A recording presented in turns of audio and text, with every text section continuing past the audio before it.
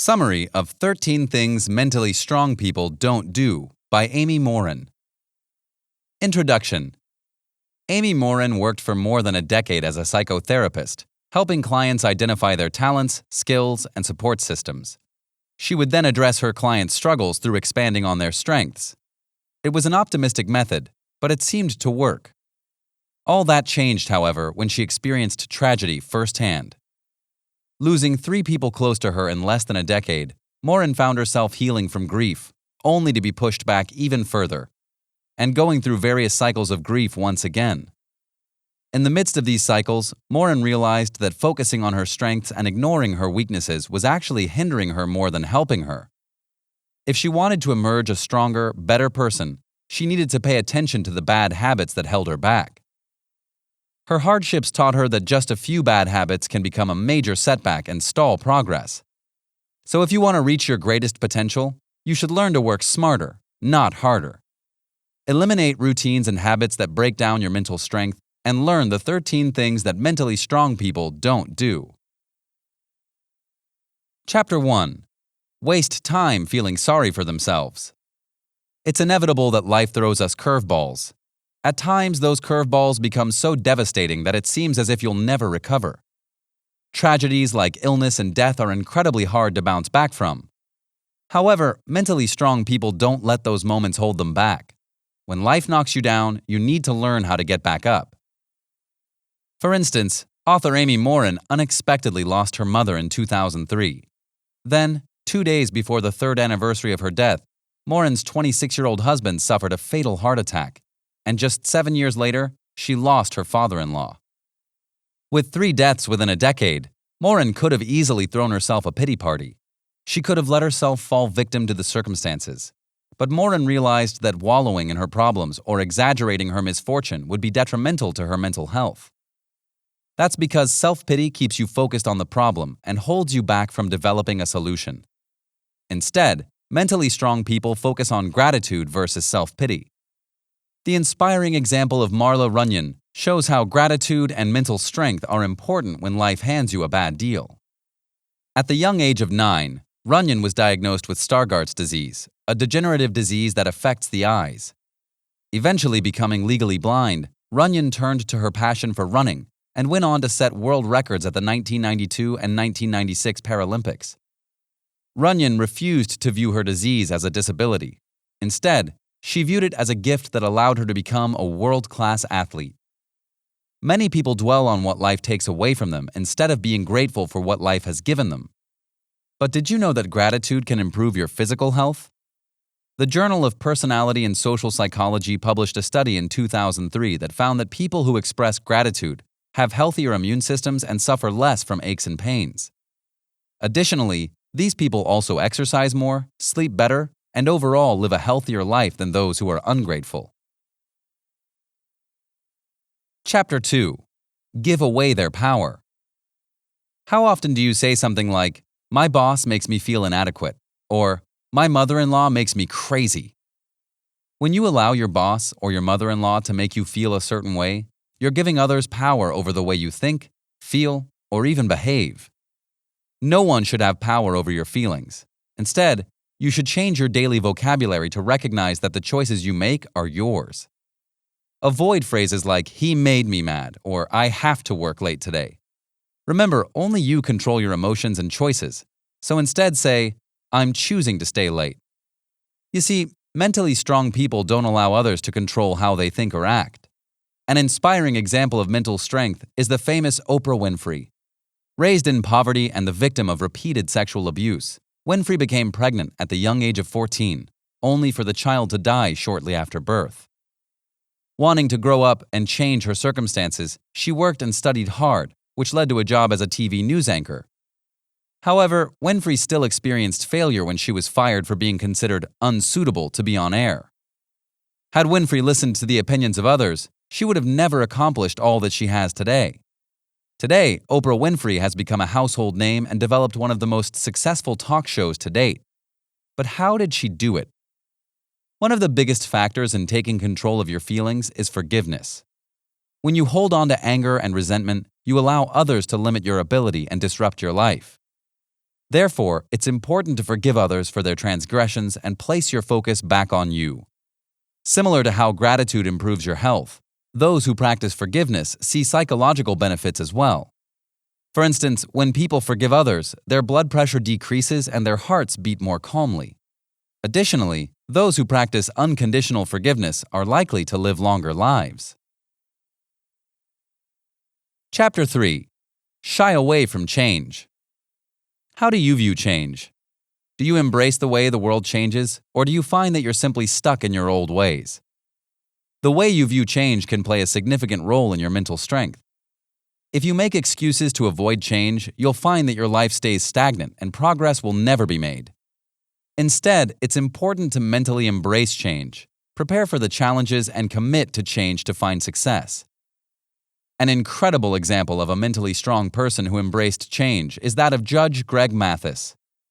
As a teenager, Mathis was problematic and found himself in and out of jail. However, when he learned that his mother was dying, he promised her that he would turn his life around. Once he was released from jail, he got a job at the local McDonald's and worked towards getting accepted to Eastern Michigan University. After graduation, he worked towards law school, but he was barred from working as a lawyer because of his criminal past. Many people may accept this and simply find a new path or give up. Mathis, however, didn't let this obstacle stand in his way. Instead, he sought change and found other ways to serve the city of Detroit. After working as a manager for Detroit Neighborhood City Hall, Mathis and his wife founded a nonprofit organization that aimed to help young people find work. Soon, Mathis was elected to become a judge by the people of Detroit despite his criminal past. Mathis believed that anything was possible, and he embraced the change that came his way. Morin believes that once you realize that your past does not control you, you can then begin to make your way through the 5 steps of change. 1. Pre-contemplation. At this stage, people become introduced to the need for change. They might not recognize the consequences of staying the same themselves and must be convinced by others. For example, a doctor might convince a pre-contemplative person to develop an exercise routine by explaining the health risks and consequences of keeping their current habits. Stage 2. Contemplation. In Stage 2, a person begins to recognize the need to change themselves, but won't yet fully commit to change. For example, an employee may recognize the risk of becoming fired if he doesn't increase his sales, but he may still resist trying a new sales technique because he's not sure if the risk is worth the benefit. Stage 3. Preparation. During this stage, a plan for creating change is implemented. An entrepreneur, for example, may find himself unable to pay the bills. Therefore, he will create a plan to address the problem by deciding to sell equipment, change his marketing plan, or find a new strategy to increase revenue. Stage 4. Action. At this stage, the steps from the preparation stage are put into action. For example, a person committed to losing weight will begin to exercise and change his eating habits during this stage. Stage 5. Maintenance. During this stage, you must learn how to maintain this change long term. It's important to monitor your progress and plan ahead for possible obstacles and pitfalls that may lead you to go back to your old ways. For example, a person who wants to maintain a healthy lifestyle must plan before eating out and before the holiday season to prevent themselves from indulging in high-calorie foods. Chapter 4. Focus on things they can't control. Some of us may suffer from a superhero complex in which we feel the need to fix everything. If we want something done correctly, then we do it ourselves. There are many reasons why this way of thinking is unhealthy. Not only does this increase your anxiety, but it damages your relationships and undermines trust. Simply worrying about things out of your control is a waste of energy. Therefore, it's important to let things go and stop worrying about events outside of your control. A great example of this is Terry Fox, who was diagnosed with a severe type of bone cancer at just 18 years old. As a result of the disease, Fox had one of his legs amputated and was told that he only had a 15% chance of beating the illness. However, the night before his surgery, Fox became inspired by a person with a prosthetic leg who ran the New York Marathon. After the operation, Fox began running and soon completed his first marathon. Eventually, Fox decided to raise money for cancer research by finding sponsors to fund a race of all races. Fox planned to race across Canada, running the equivalent of 1 marathon every day. Unfortunately, Halfway through his journey, Fox was forced to quit for health reasons. His cancer had returned, and though he didn't complete his race across Canada, sponsorship money continued to pour in as people became inspired by his story. Just months later, Fox lost his battle to cancer, but he raised $23 million for cancer research in the months leading up to his death. You see, Fox didn't focus on the events that were outside of his control. Instead, he focused on what he did have control over, which was raising millions of dollars for charity. Of course, changing your attitude about circumstances in life increases your health too. A 2012 study showed that those who are less controlling lead happier lives and have better relationships. Chapter 5. Worry about pleasing everyone. While someone that focuses on making everyone happy may have good intentions, pleasing everyone can negatively impact that person's mental strength. People who exhibit excessive people-pleasing qualities attempt to control how others feel, wasting time and energy because controlling other people's feelings is impossible. If you find that you worry too much about pleasing everyone, you should learn to make choices that align with your values and act accordingly, even if that means disappointing or upsetting others. For instance, Morin recalls a woman named Angela who aimed to please the men she dated by taking on personality types that weren't authentic to herself. For instance, when a man expressed he enjoyed humor, Angela would try to tell jokes. If he liked spontaneity, Angela would embellish stories of her life to make them seem more spontaneous. By trying to make herself more attractive, she began to lose her true self. In the end, she prioritized the feelings of others over her own and only said what she thought others wanted to hear. Living your life this way makes you mentally weak, whereas when you accept that you won't please everyone, you become stronger and build courage when you anticipate displeasing others. Chapter 6. Fear taking calculated risks. A major fear in many people is the fear of taking risks. Whether it's risks in business or chasing dreams, people feel that risks far outweigh the benefits. However, it's not enough to simply quit your job and follow your passion. Instead, big life decisions should be carefully thought out, and risks should be closely assessed. If you do end up quitting that job to follow your passion, there's certainly a possibility of failure. If you fail, you may be too scared to ever take risks again. Therefore, it's important to learn how to minimize risks and figure out which risks are worth the benefits. Calculate risks by asking yourself, what are the potential costs and benefits? How will this affect my goals? What are the alternatives? What is the best thing and the worst thing that can happen? How much will this matter in 5 years? If you write down the answers to these questions, you can review and examine them carefully to help you calculate the risks and make a decision. Of course, taking risks doesn't have to be making life decisions. We can look at the example of a famous psychologist, Albert Ellis, who was terrified of talking to women because of the embarrassing risk of rejection. After giving some thought about the consequences of rejection, he concluded that it's not that bad to be rejected, so he started talking to women. Every day, Ellis would travel to the local botanical garden and sit next to women who were sitting alone. Out of the 130 women he sat next to, 30 of them left as soon as he sat down. For the remaining women, however, Ellis would engage in conversation and then invite them on a date. Out of those 100 women, only one woman accepted his offer to go on a date. That woman didn't even show up for the date. But Ellis realized this didn't matter. Instead, he discovered that he had no reason to fear rejection, and he let his irrational fear prevent him from talking to women for far too long. Taking risks and stepping outside of your comfort zone makes you stronger. So if you're looking to build your mental strength, look at what is holding you back. Perhaps those risks aren't as scary as you once imagined. Additionally, begin to practice taking risks and facing your fears. If you're scared of flying, get on that plane. If you fear to speak in public, sign up for a class and just do it. Open up yourself to new opportunities and start facing your fears. Chapter 7. Dwell on the past. There are many ways that people dwell on the past. Some ruminate about bad experiences that they believe are holding them back, while others romanticize about the good old days, both of which keep people from enjoying the present and living life to the fullest. Your past doesn't have to haunt you, as we learn from the story of Winona Ward. Now an activist and social worker, Ward was born in a small village in Vermont where she grew up with a sexually and physically abusive father. Ward didn't tell anyone about the abuse, and at 17 years old, she got married and worked with her husband as a truck driver. She worked to free herself from her past. However, not all of her family members were as successful. She discovered later in life that one of her brothers was now abusing his own children. Ward knew she had to do something to help make a change and break this cycle of abuse.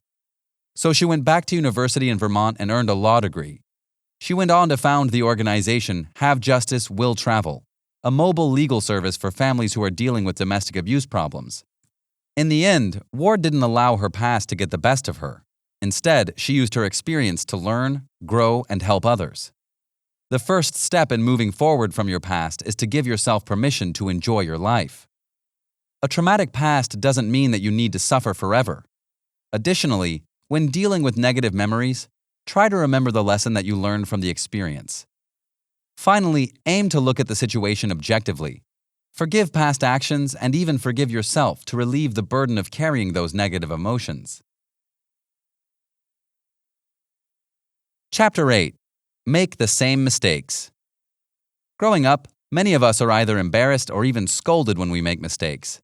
We may feel embarrassed when we answer a question incorrectly, or we're punished when we bring home a bad grade.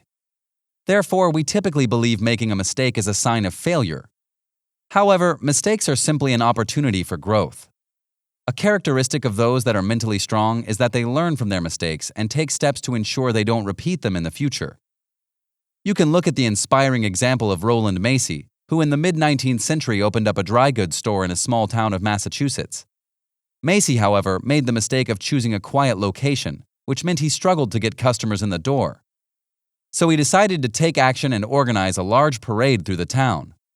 Unfortunately, the day of the parade saw such torrential rain that nobody showed up, and Macy was forced to close his business.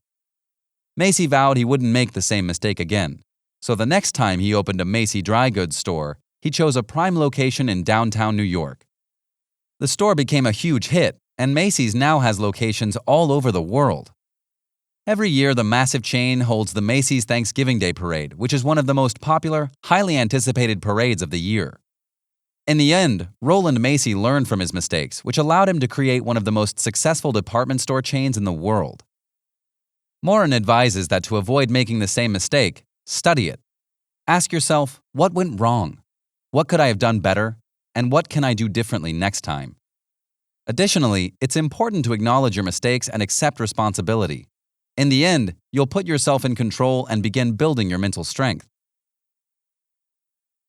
Chapter 9. Resent other people's success.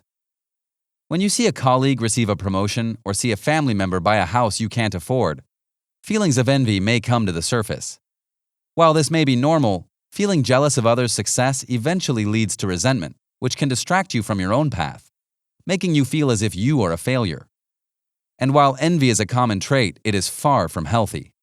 Instead, overcome your envy of other people's success and learn how to use their success to your benefit.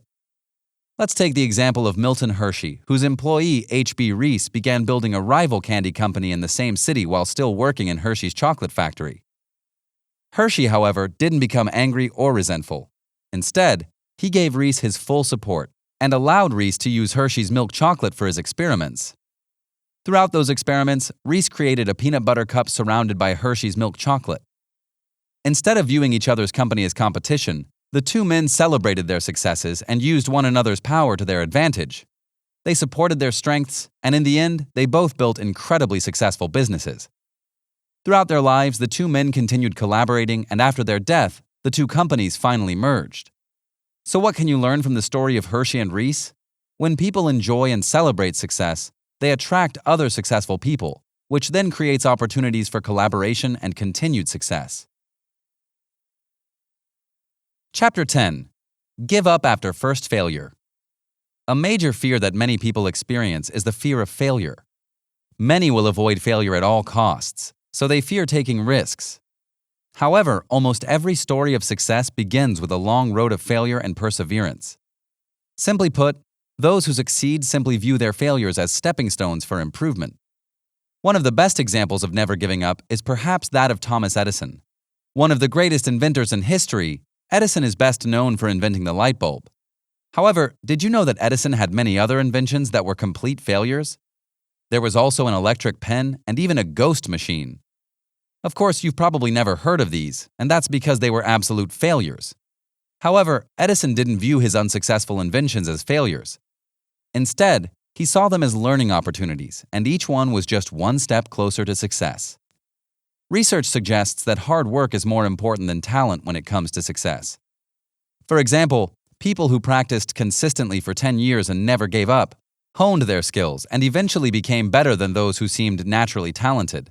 This held true when it came to chess players, athletes, musicians, and visual artists. After 20 years of hard work and commitment, individuals with seemingly no talent could reach high levels of success and achieve world-class standards. Failure is simply a part of becoming a success and is a sign that you're being challenged. You can choose to overcome failure, but how?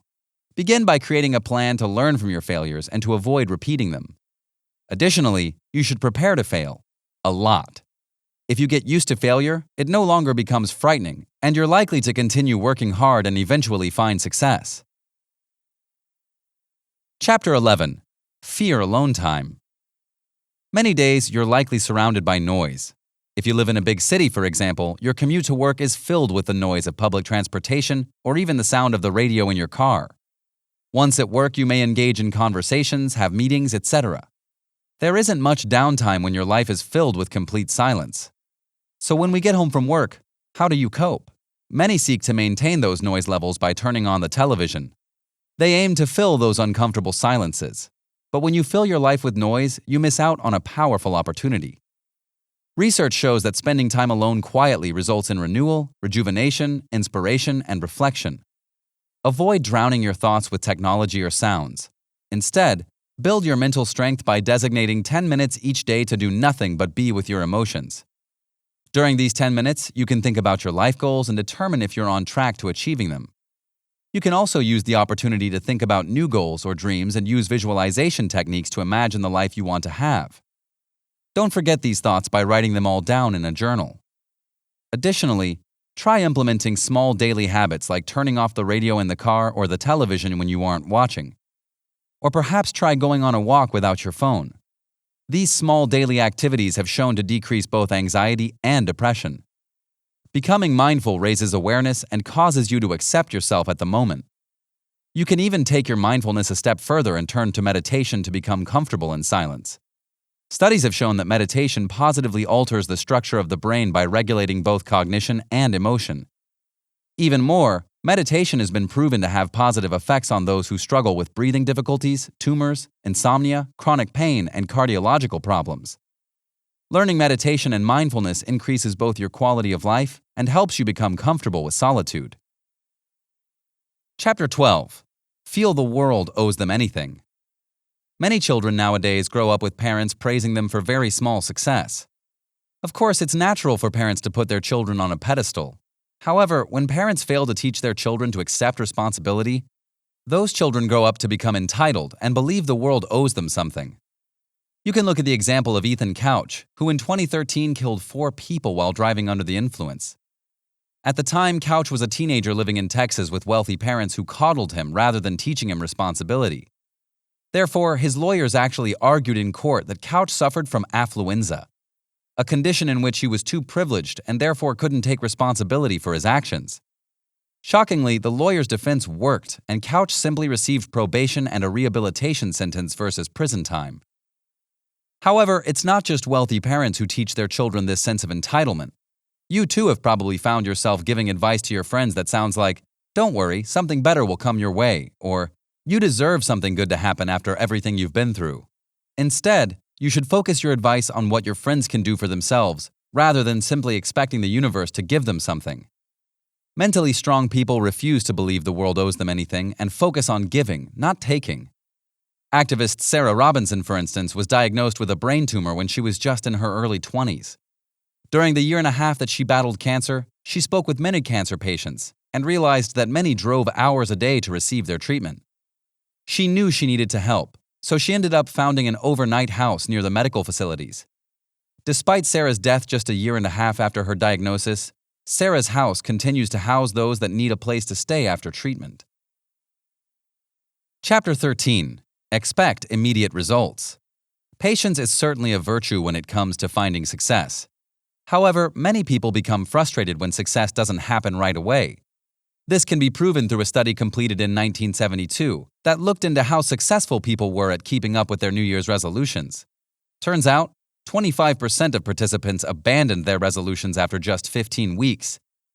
In a study in 1989, that number went down to just 1 week. So why can't we maintain our resolutions? First, we tend to set unrealistic expectations, which makes us more likely to quit when those expectations aren't met. Next, we must accept that change is not easy, that it will take hard work and dedication to reach your goal. Additionally, avoid creating a fixed deadline to reach your goal. It's nice to have an approximate idea, but when we fail to reach a goal in the predicted 8 weeks, for example, we get discouraged and give up. If something that is supposed to take 8 weeks actually takes you 12, 20, or 50 weeks, you need to be okay with that too. Success won't come immediately, and even progress is not always easily recognized. Improvements might be well hidden, so it's important to continue working hard even if you can't immediately see the benefits. In fact, good things might actually come to those who wait. Final summary. Mentally strong people refrain from feeling sorry for themselves. They never give their power away to others. They embrace change, and they avoid worrying over things they can't control. They understand that pleasing everyone is impossible, and they aren't afraid to take risks. Of course, they calculate their risks carefully before jumping in. They also avoid dwelling on and romanticizing the past. They never make the same mistake twice, and they celebrate other people's success rather than resenting them. Additionally, successful people never give up in the face of failure. They face fears of being alone, and they don't feel as if the world owes them anything. Lastly, successful people never expect immediate results, and they understand that success doesn't come overnight. So if you're serious about becoming mentally strong, you should begin by monitoring your behavior, paying attention to your feelings, and examining your thoughts. By looking inward, you can determine where your weaknesses lie and work on strengthening yourself and your mind.